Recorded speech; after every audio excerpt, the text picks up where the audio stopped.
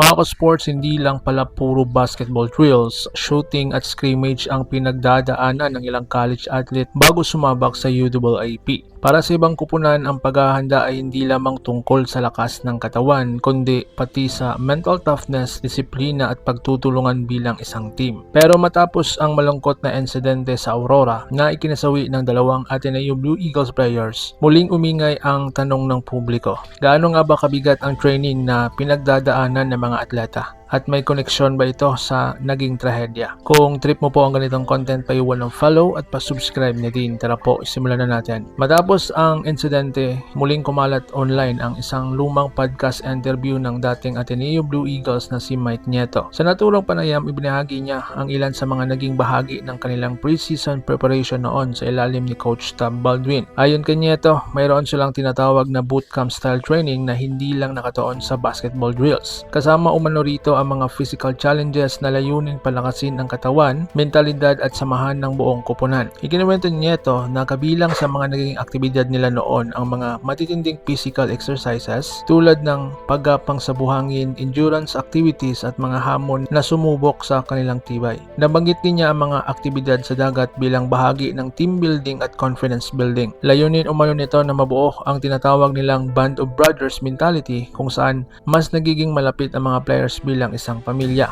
Pero matapos ang nangyari sa Aurora, maraming tao ang nagtatanong kung gaano ba dapat kabigat ang mga ganitong klase ng aktibidad para sa mga atleta. So ngayon, ang panawagan at sakit ng pamilya ni Rene. Samantala, hindi maitago ng pamilya ni Rene Baterbonia ang kanilang matinding sakit at paghihinayang. Ayon sa ina ni Rene, kung alam lamang nila ang buong detalye ng aktibidad na pagdadaanan ng kanilang anak, maaaring iba ang naging desisyon nila. Ibinahagi rin niya ang sakripisyo ng kanilang pamilya para masuportahan ang pangarap ni Rene sa basketball. Mula sa pag-aaral hanggang sa oportunidad bilang atleta, ginawa nila ang lahat upang maabot ng kanilang anak ang kanyang pangarap. Noong Hunyo 8, 2026, habang nasa team activity ang Ateneo Men's Basketball Team sa Dipulacan, Aurora, nasawi ang dalawang atleta na sina Rene Clark Baterbonia at Divine Adili. Ayon sa mga ulat, lumalangoy ang grupo ng mapunda ang ilan sa mas malalim na bahagi ng tubig at tinamaan ng malakas na agos. Sinubukan silang iligtas at dinala sa ospital, ngunit hindi na sila nailigtas. So ngayon, sino si Rene at Divine? Si Rene Baterbonia, isang batang manlalaro na mula Davao at dating MVP ng palarong pambansa. Isa po siya sa mga promising young talents na inasang maging malaking bahagi ng Ateneo Basketball Program. Si Divine Adili naman isang Nigerian student athlete na naging bahagi rin ng Ateneo Blue Eagles Program. Dalawa silang atleta na may kanya-kanyang pangarap na biglang